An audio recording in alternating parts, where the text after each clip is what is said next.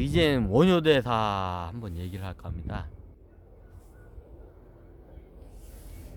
어, 해골바가지가 있네요. 이거 관계가 없는가? 여기는 적은 것 같은데.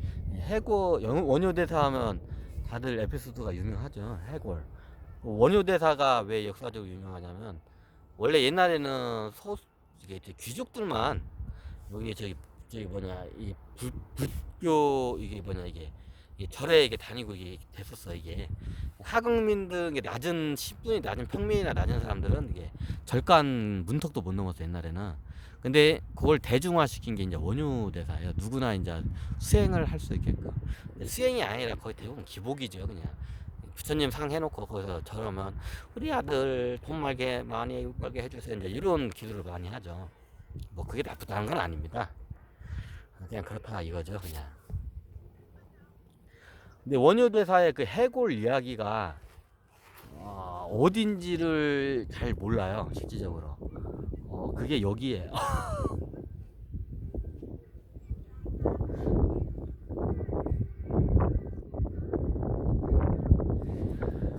여긴가? 여기였을 거예요. 옛날에 여기는 저쪽에 호수가 지금 있잖아요. 호수가 없었고, 이게 지금 댐이 있어서 호수가 생긴 거. 실개천 천 같은 게 이렇게 흘러든데요. 여기는 넓어요. 저쪽 섬이 가운데, 섬도 아니지. 이렇게 산이 있으면 산 양쪽으로 이렇게 넓게 이렇게 천이 흐르거든요. 무릎까지 찰 정도, 그 정도로 흘러요. 그러면 예전에 원효대사가, 예전에는 저기 수행을 하기 위해서 이제 당나라로 가기 전에 이제 이게 저거잖아요. 그때 이제 통일신라 시대였나? 아니구나. 통일신라 시대가 아니었나? 삼국시대였나 보구나.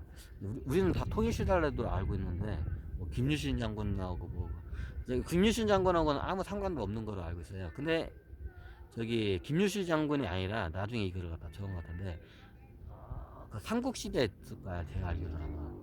그 이게 많이 틀려가지고, 이 연대 가지고 장난을 겁나게 많이 쳐가지고 이거 내가 말씀드리겠는데, 그냥 제가 픽션 그냥 저기 소설로 그냥 들으십니다. 원효대사가 삼국시대였어요.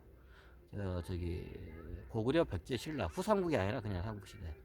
그때 와가지고 보통 그 당시에 불도를 닦아도, 우리 삼안에서는 큰 강을 따라서 닦아요. 이제 이 원효대사가 신라 사람이니까 처음엔 당연히 낙동강 따라서 상주 위쪽으로 해서 돌을 닦아요.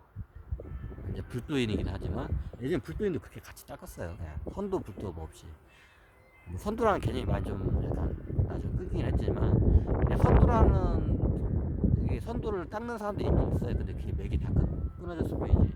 근데 원효대사는 똑같이 이제 그렇게 산에다가 닦아요. 낙동강 따라 올라와서 상주 이쪽. 그 다음에 어디로 어떻게 하냐? 저기 지리산 따라서 하천 그쪽으로 가면 나중에 길이 이제 도인들이나 스님들이 아는 장사꾼들이나 스파이들이나 스님들이 다니는 조그만한 짐승들이 왔다 갔다 하는 길들이 있어요. 예전에는 다른 사람들은 몰라. 그 나라 사람들 몰라. 그러면 스님들이 옛날에 서동도 그쪽 길로 가는데, 저기 낙동강에서 저기 거슬러 올라가면 지리산 쪽으로, 이게 합천 그쪽으로 올라가면 이게 섬진강 쪽으로 연결돼요. 하여튼 나중에 금강까지 연결이 돼요. 그러면 거기서 그 길 따라서 원효대사가 이제 금강을 따면 그 금강 위쪽 한백산인가? 무슨 산지 이름 까먹었네. 섬진강하고 이게 중간에 있는 거, 진안에 있는 거 그거 말고 하여튼 거기서 하면서 이제 또 거기서 돌을 닦아서 가요. 거기서 닦다가 이제 또 이제 이동을 해. 좀 궁예하고 비슷하게 생겨요. 궁예도 원효대사 그 거의 루트 비슷하게 좀 움직여요. 근데 그렇게 움직이다가 금강 따라 이제 하루로 내려서 금강에서 다시 배를 타고 한강 따라 들어와서 지금은 이제 이런 여기 북한강 이쪽으로 해서 이제 춘천으로 들어와요. 여기서 돌을 닦는데, 여기를 닦고 이제 대동강 거쳤다가 이제 저기 보통 당나라로 이제 넘어가는 게 그 당시 유행이었어요. 그냥 저기 스님들 저기 그 뭐냐 구도 수행하는 그게 유행이었어요. 그래가지고 그 당시 원효대사도 그렇게 닦아요. 닦으러 가요. 근데 이 양반이 구차원 존재다 보니까 이게 굉장히 높아서 여기서 깨달아요. 그래서 당나라까지 갈 필요 없다고 해서요. 근데 그 깨달은 게 이제 저기 그 당시에는 이제 저기 집 이게 도 닦을 때 뭐 토굴 같은 거 하나 파가지고 따고, 아니면 이런 저기 텐트 같은 거 있잖아. 조그만 텐트 같은 거, 그 무슨 저기 나무떼가라나 갈대 같은 거 뭐 이렇게 잘라가지고 텐트를, 원주민들 원시인들 살듯이 그런 식으로 해가지고 텐트를 쳐요. 그리고 거기서 닦고 또 이동하고 그래. 뭐 이렇게 번듯한 집을 안 짓고. 그러면 토굴 수행을 이제 어느 되면 한 번씩 해요. 토굴 수행을 어떻게 하냐면 자기가 굴을 파. 이제 굴이 있는데 들어가기도 하지만 굴을 파, 조그마한 굴을. 굴을 파면 거기 들어가서 자다 보니까, 예전에는 굴을 파다면 이게 묘지 같은 데다가 굴을 파는 경우가 있어요. 이게 묘지인지 모르고 판 거야. 오래된 묘지 같은. 근데 묘지 굴을 파다 보니까 나중에 해골바가지가 있는 거야. 그런 경우가 흔했어요. 예전에는 토굴 수행하다 보면, 이게 한번 파다 보면 알고 봤더니 묘지 자리야 그게. 근데 나중에 버려진 묘지. 그러면 해골이 당연히 있기 마련이죠. 묘지 파놓고 가서 그 수행하는 게 이제 그 당시 이제 유행이었는데, 이제 톡을 팔았고 이제 그런데 해골 바가지인데, 해골 바가지인지 모르고 이제 바가지인 줄 알고 이제 잠결에 물을 마셨는데, 이거 보니까 나중에 아침 일어나니까 해골물이었어. 그래 막 토했고 나오니까, 근데 어저께는 너무 그게 상큼하고 시원하고 너무 맛있었던 거야. 이제 그러면서 뭘 저거 하냐면, 예전에 연유대사가 자기의 이제 그 수행에 들어가요. 해골바가지 물을 먹으면서 어떤 수행이냐면, 자기가 옛날에는 이런 경우가 많았어요. 이제 영웅들이나 이런 이제 전쟁 영웅들이 하잖아요. 그러면 전쟁 영웅들이 관례적으로 뭘 많이 하냐면, 보통 청동기 시대도 석기 시대도 많이 그런데, 다른 부족끼리 전쟁을, 이런 부족을 이게 정복을 하잖아요. 그 부족의 부족장이 있을 거 아니에요. 최고 부족장이 장군이면 부족장일 거 아니야. 뭐 그 양반의 해골을 갖다 이게 머리를 그냥 기본적으로 잘라요. 그 수급을 갖다가 야 내가 땄다면서 자기 부족 가서 자랑을 해요. 나. 근데 원효대사 이게 이제 저기 전생인지 아니면 이게 조상정부인지는 그제 아마 전생이었던 것 같아요. 자기가 전생이 이제 그런 거야. 부족기사가 나 해골 가지고 하다가 나중에 해골 그 당시에 관례로 보면 나중에 훈족 이야기가 그게 나와요. 훈족이 어디 게르만족인가 어디 쪽에 해가지고 그 왕의 목을 수급을 따고 그 뼈가 있잖아요. 그 저기 다 살을 다 먹고 왕의 살을 먹고 다 저기 육식을 하고, 그리고 그 해골바가지를 두고두고 자기 옆에다가 쉽게 말하면 물컵으로 사용해요. 바가지 물컵으로 사용해요. 그 해골바가지를 이제 턱뼈를 이렇게 잘라내면 이렇게 물을 담을 수 있는 모양이 딱 돼요. 그럼 자기가 옛날에 정복한 왕의 해골이다 하면서 그 자랑스럽게 그 물로 항상 밥 먹을 때나 물 마실 때 그걸 버거버거 마셔요. 옛날엔 그랬어요. 그리고 나중에 그 왕의 딸이 이뻐. 그 왕의 딸을 갖다 자기 이제 부인으로 그냥 강제로 삼고, 그 자기가 정복한 그 부족의 아버지의 그 해골 물을 갖다 억지로 그 저기 자기 아내한테 먹여. 그 아내 입장에서는 자기 죽은 아버지죠. 그 아버지를 죽인 게 자기 남편이고. 근데 이뻐. 그래 나중에 어떻게 되냐? 나중에 양반이 독살을 당하죠. 그 부인한테. 이제 그런 해서. 근데 왜 이런 얘기가 나온 게, 예전에는 그게 흔했어요. 이제 다른 부족끼리 전쟁을 하면 부족장에 해골을 갖다가 이제 나중에 파가지고 그거를 물컵이나 술을 마실 때 그 해골로 술을 마셔요. 옛날에 정복했던 그 해골. 나중에 그게 없어지는데, 그때는 그게 영광이었어.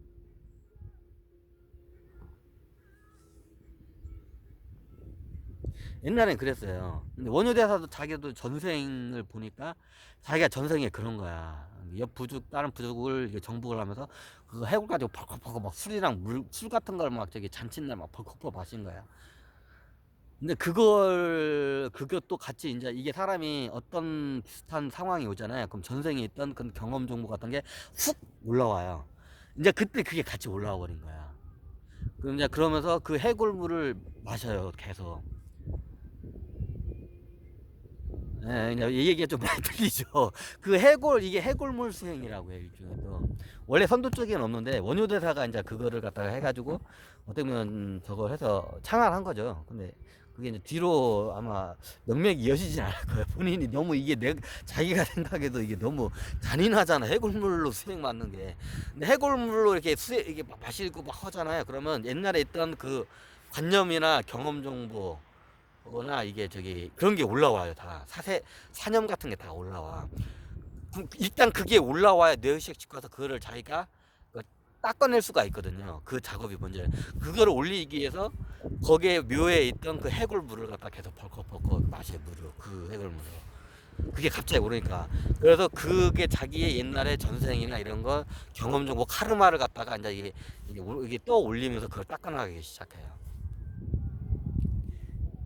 이제 그 과정에 이제 그 과정을 지나면서 이제 어느 순간 확철대가 되면서 다 깨달은 거야. 이 양반이.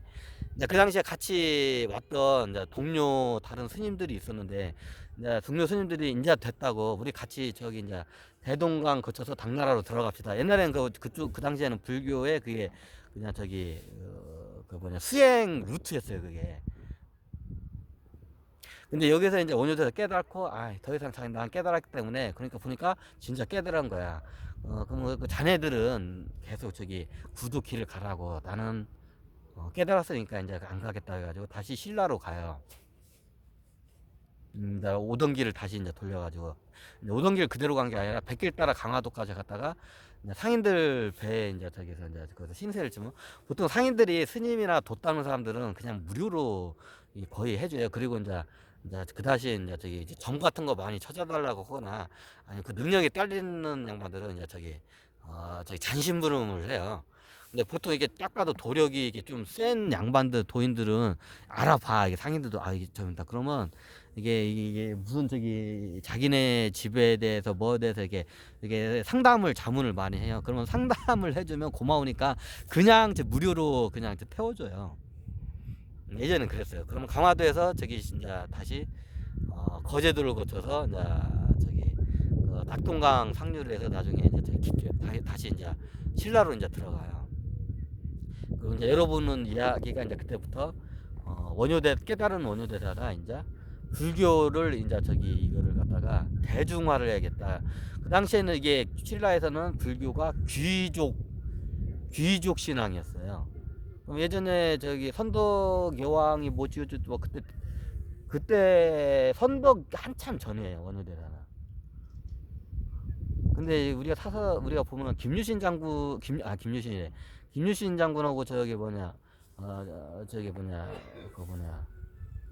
누구지? 그 당시에 왕이? 김춘추? 그 양반 뭐 얘기하잖아. 이제 나중에 김춘추가 하도 역사적으로 욕을 겁나게 먹어. 그러니까 김춘추의 그거를 좀 세워주기 위해서 이거를 좀 약간 이걸 갖다가 연대를 비틀어가지고 왕을 바꿔버렸어. 원래 한참 전이에요. 선덕여왕도 한참 전이고 불교가 들어왔는데 불교가 그렇게 크게 국교화는 되지 않고 약간 귀족이나 이런 사람들이 이게 하는 아주 소수의 저기 귀족 신분들만 이렇게 닦을 수 있는 그 도의 불도 방법? 불도였어요 그냥 그 당시에는. 근데 그걸 갖다 원효대사가 이건 귀족만 하면 안 된다. 이걸 대중화해야 한다. 이제 보니까 앞뒤가 안 맞는 게 얘기가 되죠. 그 당시에는 저기 대중화가 안 됐어요. 근데 국교화가 됐다는 건 모든 걸 하는데 선덕 여왕 때 국교화가 했는데 김유신 때 김유신 때가 나오면 앞뒤가 안 맞잖아요. 연대가. 눈치가 빠르신 분이죠. 한참 전이에요. 통일신라 때가 아니라 신라 정도 선덕 여왕전도 한참 전이야.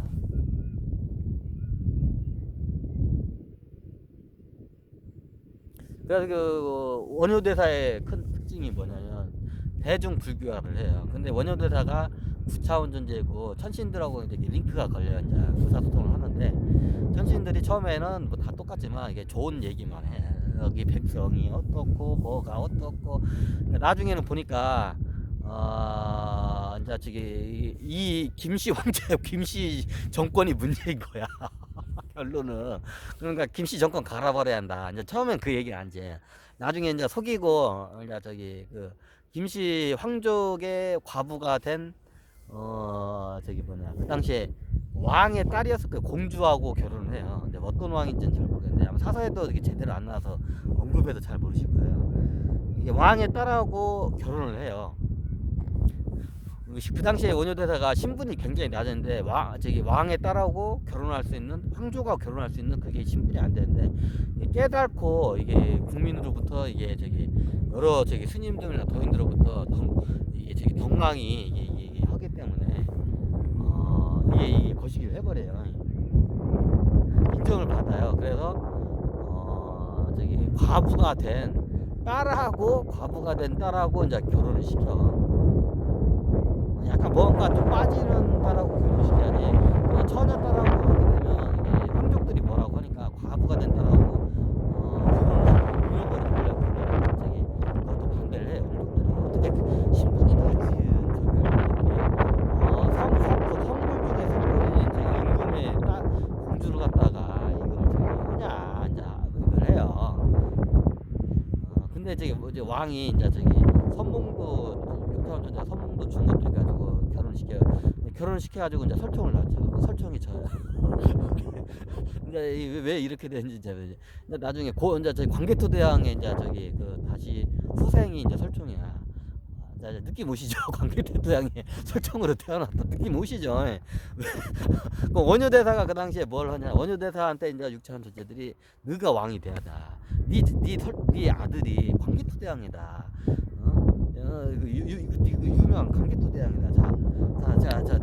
그러면 네 아들 왕을 올리려면 네가 지금 먼저 왕이 돼야 한다. 그래가지고 육차원 전제들이 유신 장군이 아니라 원효대사를 겁나게 좋아요. 원효대사를 겁나게 좋아요. 이게 원효대사는 많이 허기면 자기 처갓집들 식구들 다 죽여야 돼. 역성혁명을 해가지고 새로운 나라를 세워야 돼. 그러면 자기의 그 성골 황족들 자기 처갓집 일가들을 다 죽여야 돼. 근데 그게 싫은 거야. 그래서 어떻게 했냐, 이 양반이 이게 저걸 해. 그래서 여기 북한산 옆에 수락산 계곡에 보면 수락계곡 무슨 폭포가 있어요. 지금도 그게 원효대사 무슨 남자인가? 하여튼 있어요. 거기 별이 있는데 지금도 절이 그 폭포 밑에서 천신들하고 이제 계속 영적인 이 토론을 해요. 근데 천신들은 결론해. 이 김씨 신라 왕자는 썩어 빠졌다. 나라를 엎어버려야 한다. 네가 엎어야 한다. 깨달았고 했으니까 네가 봐도 썩지 하니까 자기가 봐도 썩었어. 엎어야 돼 이 나라는. 근데 어떻게 엎어를 못하겠냐. 역성혁명을 하게 되면 여기 김씨 황족들 다 죽여버려야 돼. 자기 처갓집 식구뿐만 일가들을 다 죽여버려야 돼. 근데 그게 하기 싫은겨 원효대사는. 그리고 또 자기는 스님인데 살생을 뭐 갑자기 궁예가 나와 여기서 무슨 좀 궁예하고 약간 비슷하기도 하네요. 이제 보니까 제 궁예 짝퉁인가? 아니면 궁예가 짝퉁이 그런 거 약간 궁예하고 비슷하네. 그러니까 그네 이제 생각나다. 하여튼 그래요. 그러니까 이 양반이 이제 신라에서 멀리 떨어진 데 가가지고 어디 가냐면 그 당시에는 이게 그 수락산 그쪽이 고구려 땅이었어. 근데 그 당시에는 고구려 땅이었지만 그런 개념이 별로였어. 그리고 고구려하고 신라는 동맹 관계였어요. 그 당시에 동맹 관계 때문에 쉽게 이게 갈 수가 있었어요. 그리고 자기 이제 부인인 공주도 같이 이제 거기 밑에서 이제 궁이라고 하는데 말이 궁이지. 그냥 조그마한 너와집 하나 지어놓고 이제 거기 있고 산 밑에 있고 자기는 이제 거기 수락산 폭포수 밑에서 이제 싸움을 하는 거야. 토론을 하는 거야. 천신들하고. 나는 사실 우리 처갓집 식구들 죽이기 싫다. 내가 만약에 역성혁명을 다 죽여야 하는데 죽여야 한다. 자, 썩었지 않느냐. 네 신라가 나라가 저 신라를 엎어버려야 한다. 그러면 김씨 왕조 다 죽여버려야 한다. 근데 도저히 처갓집 식구를 죽일 수 없다. 나중에 네 아들이 광개토대왕이다. 네 아들이 나중에 왕이 못 되면 네 아들은 비참한 삶을 살 것이다. 이게 하니까 이제 원효대사가 눈물 뚝 흘리면서 이러는 거야. 그 수락폭포 밑에서. 그러니까 나중에 그래 내가 죽자. 내가 죽으면 뭐든 해. 그래가지고 이제 이제 목에다가 이제 목매다 죽으려고 나무에서 목매 주려고 하니까 아부라면 원효대사야 원효야 하면서 천신들이 죽지 마라 하면서 하는 거야. 원효대사야. 그리고 이제 그 현몽에 돼가지고 자기 이제 공주 부인한테 이제 하는 거야. 뭔가 불안하게 만든다. 그러면 공주가 이제 자기 이제 자식 이제 설정을 이제 품에 안고 헐레벌떡 막 뛰어 올라와. 거기까지 가까워 거리가 그 궁하고 이제 거기 갔는데 헐레벌떡 그러면 낭군님 우리 낭군님 죽지 마세요. 오고 막 오면 이제 5년 되다 그거 이제 자살 미수 이제 몇 번 끊죠. 그러니까 나중에 천신들의 글러먹었다. 얘 안 되겠다. 이제 벌써부터 했는데 안 되겠다 해가지고 그냥 저기 그 사업이 무산이 돼요. 그냥 그래가지고 그냥 원효대사는 그냥 자기는 불교를 대중화하는 것만 하겠다 하고 그것만 하고 설총은 왕이 못 되고 나중에 그냥 학자의 삶을 살다가 가요. 재밌지요. 여기 보니까 이 원효대사가 이게 저기 깨달은 데가 이 자리예요. 여기서 서면에서 여기 정확히 여기가 아니라 어디냐면 옛날에 토굴수에는 어디냐면 여기에서 풍수적으로 수기와 지기가 많이 이게 많았던 지가 지금 이 앞에가 중도섬이잖아요. 중도섬에서 깨달아요. 이 자리가 아니라. 옛날엔 여기 섬이 아니라 여기 실개천이 양쪽으로 근데 섬은 섬 있는데 저보다 더 컸죠. 지금은 호수가 지금 물이 차가지고 올라와서 댐을 맞아서 이게 했는데 이쪽에 섬에서 옛날 원효대사가 딱딱 거기가 무덤들이 있어. 무덤에 파고들어가고 하니까 이제 해가지고 거기다가 이제 저기다 보면 중도 거기 뭐 양쪽이 다 섬이에요. 강에 있는 섬이기 때문에 이 수기와 이 저기 풍수적으로 수기와 지기 이게 모든 게 이게 맞닥뜨려지는 지형이에요. 이제 산에서 기운을 받을 때는 이제 서양강이나 북한강 따라서 이제 산에서 수행을 하고 이제 물의 기운을 이제 저기 받고 싶을 때는 이제 여기 중도 같은 섬에서 토굴 같은 걸 파놓고 예전에 이제 수행을 해요. 선도 사람도 그렇게 하고 선도만 그렇게 한 게 아니라 불도인들도 이제 그렇게 예전에 했어요. 이제 그렇게 해가지고 그 과정에서 깨달아요, 이 양반이. 원래 구차원 존재라서 쉽게 깨달아, 이 양반들. 깨달는 게 그냥 껌이야, 이 양반들은. 근데 6차원 존재도 그게 굉장히 힘들어요. 4차원 존재들은 조금 6차원이 깨닫는 거하고는 틀려요. 이 양반도 견성만 해도 깨달았다고 해가지고 다음 생에 이제 차원도야 그러니까. 이게 뭐죠? 이게 드라마 시티. 무슨 드라마였지 이게? 이해가 안 돼. 사임당이구나. 그러니까 이 양반은 나이가 많이 들어도 늙지도 않아. 이 양반은 늙지도 않아. 저는 저기 27살 때 처음에 취직했을 때 사회 초년병 때 내 동기한테 한 말이 내 동기가 저한테 한 말이 너 처음에 이사 부장인 줄 알았다. 왜? 그러니까 내 나이가 한 저기 40대 중반인 줄 알았대요. 내가 그래서 20대 저기 새파란 청년한테 이제 막 사회 초년병이 청년한테 40대 부장인 줄 알았대. 40대 중년 부장인 줄 알았대. 뭐다가 저거냐. 이렇게 이 원효대가 여기 좀 중도예요. 중도에서 이렇게 토굴 같은 거 파놓고 거기다가 토굴 판 게 이게 묘였던 거야. 이게 나중에 이게 여기가 원효대사가 깨달은 데예요. 저 중도 저기가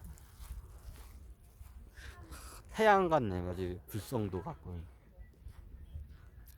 자, 여기서 이제 중도에서 깨달은 원효대사 이야기를 한번 간단하게 해봤습니다.